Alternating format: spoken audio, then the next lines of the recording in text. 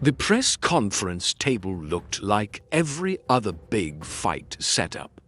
Branded backdrop, sponsor logos, gold belts polished to blinding shine. In the center sat Liam the Lion Harrington, unbeaten British middleweight champion, 29 wins, 0 losses, 20 for knockouts. He wore designer sunglasses indoors, a tailored suit, and the casual arrogance of a man who had never had to ask if the crowd was on his side. Across from him sat a man who couldn't have been more different. Miguel Kid Storm Dela Cruz, 27 years old from Cebu, wore a simple black hoodie with his small gym's logo, jeans that had seen more bus rides than red carpets, and calloused hands folded quietly on the table. His record, printed on the nameplate, was good but not glamorous. 22 wins, 2 losses, 14 knockouts. To most of the UK media, he was just another unknown, tough Filipino flown in to make the champion look good. Questions flew at Liam first. Liam, critics say this is a tune-up fight. Is Miguel a real threat?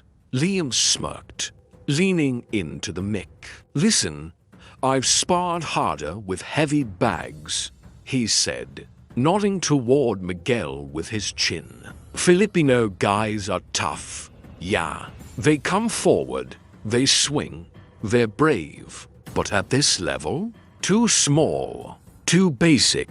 You've all seen the script round 4, maybe 5. I land clean. He goes home with a story to tell. Laughter rippled through the British reporters. Camera flashes popped. Miguel kept his eyes lowered, jaw working silently. Another reporter asked, Miguel, what do you say to that? The champ says you're too small, too basic. Miguel raised his head, eyes calm. His English carried the rhythm of the Philippines, but the message was clear. I've heard that before, he said. In the amateurs, in the gyms, when people see Filipino on the card, they think we're just heart, no brains. Come forward, get hit, go down. He paused, glancing at Liam. I'm very happy the champion believes that. It means he will be surprised in round 1, not just round 12. Some of the reporters chuckled. Liam rolled his eyes. Cute, he said into his mic. We'll see how cute he looks when I put him on the canvas. Fight night arrived with all the usual pageantry. The O2 Arena pulsed with noise Union Jacks waved in the stands. EDM blared through speakers. Ring girls made laps with sponsor cards. In the locker room, Liam bounced on his toes, gloves thudding lightly into pads. His corner reminded him, strong jab, control center ring. Don't give this kid confidence. Across the hall, Miguel shadowboxed in silence. His trainer, an older Filipino man named Coach Rolly, adjusted his headgear during warm-up and spoke low. Remember, Coach said, he thinks you're short and simple. Use that. Let him try to find your head where it isn't. Miguel nodded. I see his fights on YouTube, Coach. He likes big right hand when he gets excited. Drops his left when he smells blood. Exactly, Rowley said. Your job is to make him smell it when it's not really there. Under the ring lights, the difference in their physicality was obvious. Liam was taller, broader, muscles carved and glowing under the oil. Miguel looked almost undersized next to him, compact and unassuming. The British crowd roared when Liam's name was announced. For Miguel, there were polite claps and a few shouts of Pinoy from scattered Filipino fans. The bell rang for round 1. Liam came out loose, confident, left hand low, right cocked. His jab snapped like a whip, more to measure than to hurt. Miguel circled, guard high, giving ground, eyes locked not on Liam's gloves, but on his shoulders, hips, and feet. Liam threw a lazy double jab, then a hard right cross. Miguel slipped outside, the punch whizzing past his ear. To the untrained eye, nothing had happened.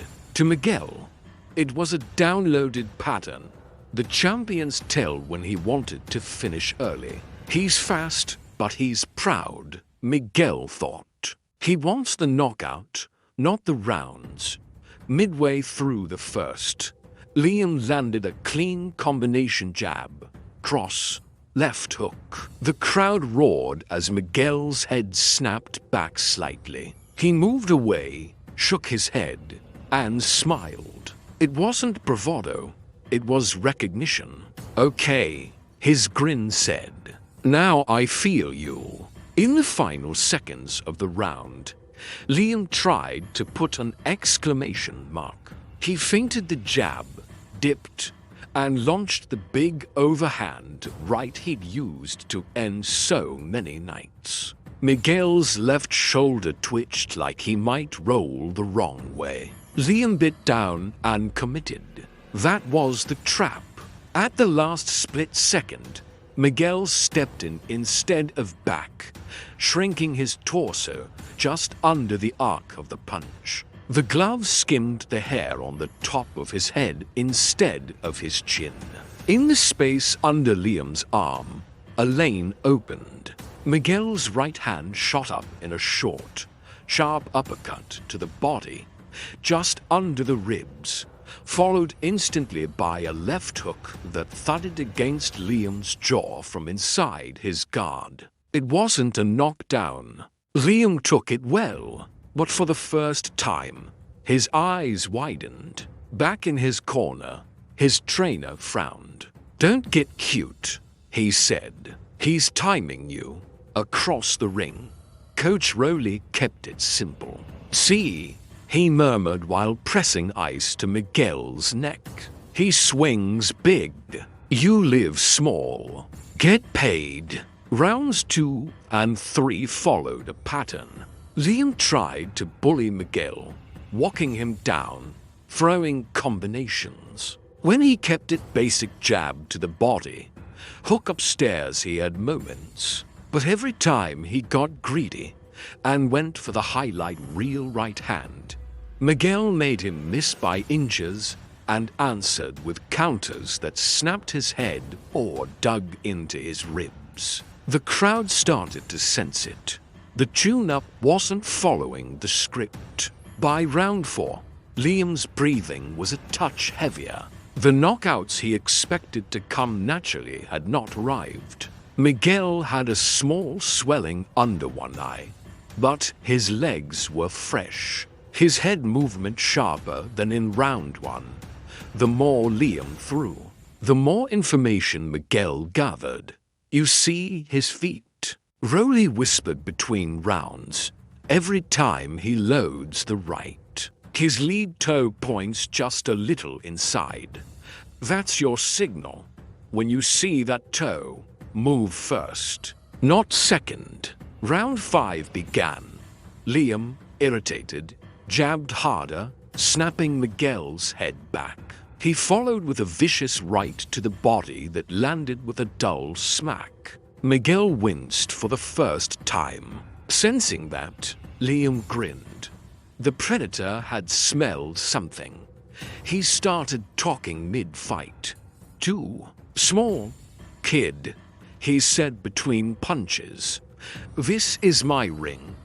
You're a sparring partner with a passport." Miguel answered with silence and movement. He stepped laterally instead of straight back. He touched Liam with jabs to the chest, not trying to hurt, but to disrupt rhythm. The crowd, sharp as ever, began to shift from pure partisanship to appreciation. They started to understand they were watching a chess match disguised as a brawl. In round 6, the tide turned visibly. Liam lunged with another right hand, loading up to make a statement. Miguel had been waiting all night for exactly this moment. He saw the toe, felt the weight shift, and moved first. He slipped outside the punch so narrowly that the glove brushed his ear. At the same time, he drove a straight right hand down the middle into Liam's face. The champion's head snapped back. The follow-up left hook caught him on the temple. His legs wobbled for a fraction of a second. The O2 arena gasped. Miguel didn't rush like a novice. He stepped in behind his jab, touching Liam, seeing how hurt he was. The bell saved the champion from having to answer that question fully. In the British corner, panic and denial wrestled. He just got lucky, one of Liam's cornermen insisted. The head trainer wasn't so sure. He's reading you, he told Liam. You're showing too much. Tighten up. Stop hunting. Box.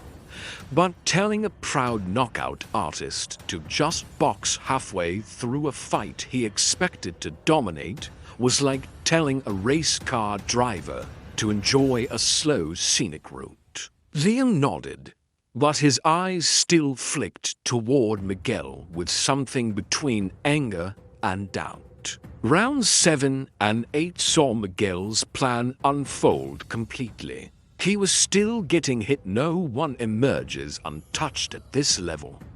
But he was dictating which exchanges happened and when.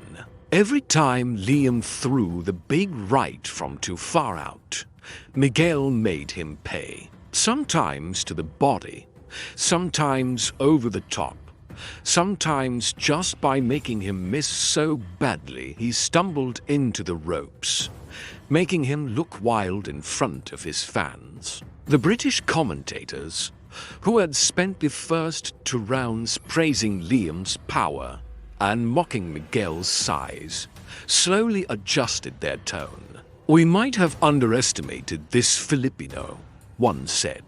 He's not just tough, he's outhinking the champion in there.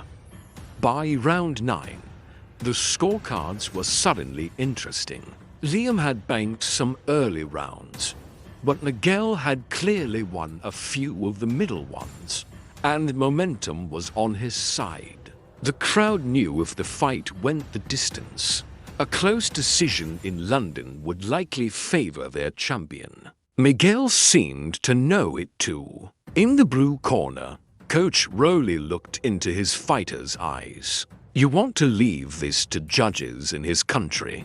he asked. Miguel shook his head once. "No, Coach. Then you know what you have to do," Rowley said. "But do it smart. He's still dangerous. You hurt him when he gets greedy. Make him greedy." Round 10 began. Liam came out jabbing, trying to reassert control. Miguel stayed just at the edge of range, moving his head, pawing with his own jab, tapping the champion's gloves and forehead. Not hard, just enough to annoy. Liam's pride couldn't stand it. A murmur from the crowd, a mix of "come on, Liam," and nervous energy pushed him. He feinted the jab, loaded up the right, and launched it with everything he had, aiming to end the argument in one punch. Miguel had been waiting all night for this exact overcommitment.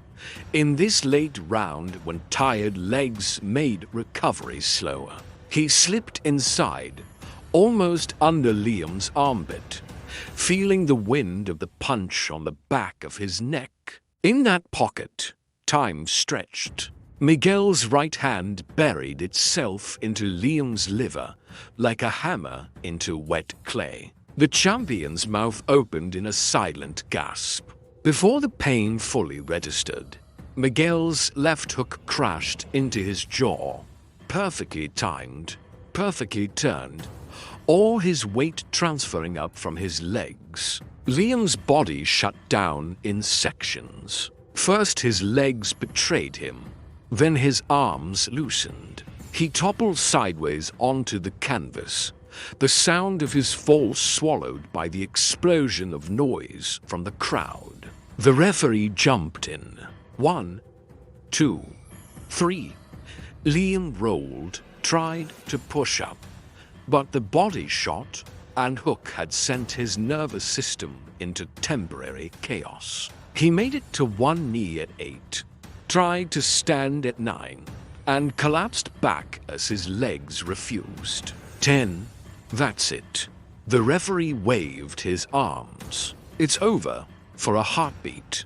The O2 arena seemed stunned into silence. Then half the crowd groaned while the other half Filipino fans, neutral boxing lovers, anyone who loves an underdog erupted in wild, disbelieving cheers. Miguel didn't jump on the ropes. He didn't scream or dance. He sank to his knees in one corner, head bowed, gloves pressed together in a quick prayer of thanks. Coach Rowley rushed in and lifted him up, tears in his eyes. At center ring for the decision, Liam stood with a towel over his shoulders, face swollen, pride bruised. Miguel's hand was raised. Winner by knockout and new middleweight champion of the world, Miguel Kid Storm Dela Cruz. After the belts were wrapped around Miguel's waist and shoulders, the interviewer came with the mic. Everyone wrote you off, she said. The champion said you were too small, too basic. What do you say now? Miguel took a breath. The whole world, or at least its boxing corner, seemed to lean in. I say thank you, he replied. The interviewer blinked. Thank you. To who? To him, Miguel said, nodding at Liam. When somebody tells you your size, your country, your style is not enough, you have two choices. You believe them, or you let it push you to train harder, study more, and prove that boxing is not only about how big you are. It's about how big your discipline is.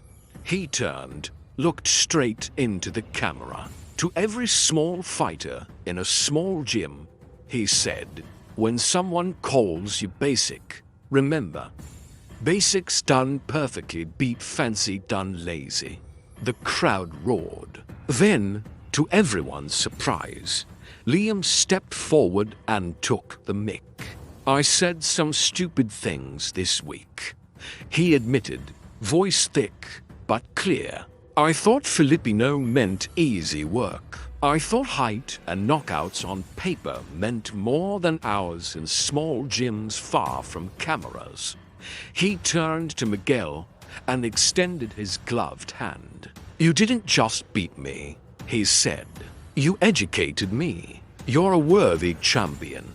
Miguel shook his hand. The cameras captured the moment, the former champion's eyes shining with something like respect, the new champion's calm acceptance. That image traveled faster than any punch screenshots, clips, memes. Not British loser, not Filipino fluke, but two men who had just shared something only they fully understood. Back in Cebu, in a humid gym with peeling paint and heavy bags repaired with duct tape, kids watched the replay on an old TV. They saw a man who looked like their uncles, who trained in a place like theirs, drop a world champion in his own house. One skinny teenager shadowboxed in the corner, mimicking the slip and liver shot. For the first time, he didn't see too small when he looked in the mirror.